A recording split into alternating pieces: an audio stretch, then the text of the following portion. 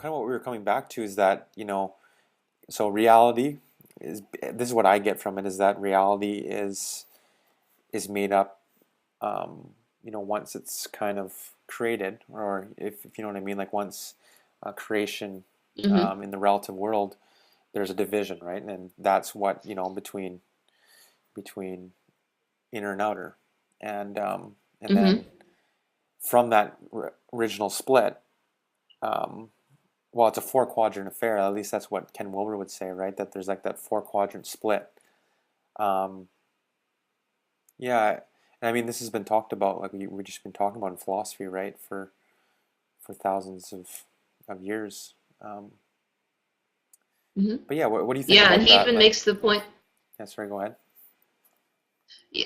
So he makes the point that in all perennial philosophy, the initial split, when reality was actually, reality in time created, the initial split was that first fundamental uh, split between inner and outer. And so he's setting this up as a fundamental basis of how we view reality in time. And then the singular and the plural is just in terms of, you have an I, you have a we. So all of these are I mean, this is the actual fundamental part in time. Yeah, And I think that for him, it the distinction will become more clear between all the time and oneness, the rest of it. What he calls the process sort of current beneath all of it. Um, yeah, and I think he's just setting up understanding of how we fundamentally interact with reality in time. And it's not just, and I mean, even me a couple of years ago, or however many years ago, would have just assumed life is what I see. But he's really setting up that these fundamental delineations actually play a huge part in how the world actually looks to us. yeah. And it's, and it seems just so fundamental, right? But the thing is that, obviously sometimes in philosophy it seems like it's just the simplest point, but when you look into some, like just in the real world, right? There is that kind of sense. I mean, I got to watch my language because you say the real world, right? But anyway, there's that sense that like there's some people that seem to be coming more from one quadrant, seem to be kind of biased towards one perspective, right? And like they talked about, Yeah. Alan Combs talked about it in the chapter, basically about the it taking over a lot of the disciplines. And I think that Wilber's talked about that quite a bit, how everything's reduced to the it quadrant. And if you can't prove it in the it, then it doesn't exist, right? So, we can go into physics and Right. into all of that, but that seems to be, I guess, scientism, where it's just dominated by that quadrant. But the thing is that Yeah, absolutely. life just opens up so much bigger, right? When you can see that four quadrant affair, and even if you're not always aware of all of them, but at least you can kind of, when you're perceiving reality, um, seeing kind of these four quadrants allows you to have a much larger perspective, and having more possibilities, considerations. Yeah, Yeah, absolutely. And the thing that really see all the ways you unconsciously assumed you knew exactly what was going on is when something sort of out of a new perspective opens to you, and then you actually see it occurring in your day-to-day life in a way you didn't before.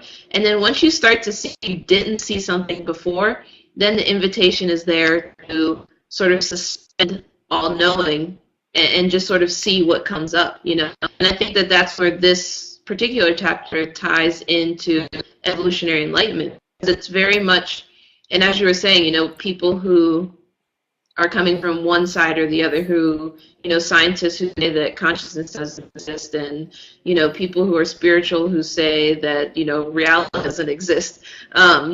You know Coming here, locus of identification and too heavily weighted in any of the quadrants sort of skews the balance. But I think that evolutionary enlightenment makes it even deeper, and it's saying if you're not situating yourself in the process, as oneness coming through the structure, then you're open to more experience because you're not perceiving what you think is going to be there. You're perceiving what is actually there. Yeah. And well, what I resonate with what you're saying is just the sense of process, right? The sense of that it's not ever anything we're going to ultimately end up, you know, in. Um, well, I mean, maybe ultimately end up in the absolute, or whatever that means, right? But it's always a process, right? It's always a process of becoming. And I think that in the further chapters, I read ahead a bit, and he's talking about childhood and basically just talking about childhood development. But I think he's going to go into more of the structural, the stages of development, right? And that's what I think. But I think he's just kind of setting the ground right now for the quadrants. And I mean, a lot of this seems to be integral thinking, and it'd be interesting to kind of explore, the further chapters and see, how it matches up with integral and also matches up with evolutionary thinking. So, Yeah, definitely. Well, I can't wait for our chapter 4 discussion. well, do you have any last thoughts or anything that you want to add, or? No, I think that's pretty good, and just really the emphasis on sinking below these views and actually trying to perceive what's there is really what I'm trying to integrate into my life right now. Yeah, and really, yeah. Once you contemplate it, like just really understand, like asking the question, like how do I perceive reality, and what is real? Like just those like basic questions, right? I think Mm-hmm. really gets you to consider, when I open my eyes, or what do I see? Like a lot of these things just seem to be kind of intuitive, like they just seem to be natural. But I mean, even when you kind of reflect on it, you do notice that some of these four quadrants are emerging, and as you kind of explore more, you see them. If that makes sense. So, Absolutely. okay, well, hopefully that was interesting for other people, and we can Yeah. hopefully have some replies with people on YouTube, and yeah, Yes. we'll talk soon. Wait, we're done recording now? Yes, I sleep Okay. now. Hang on.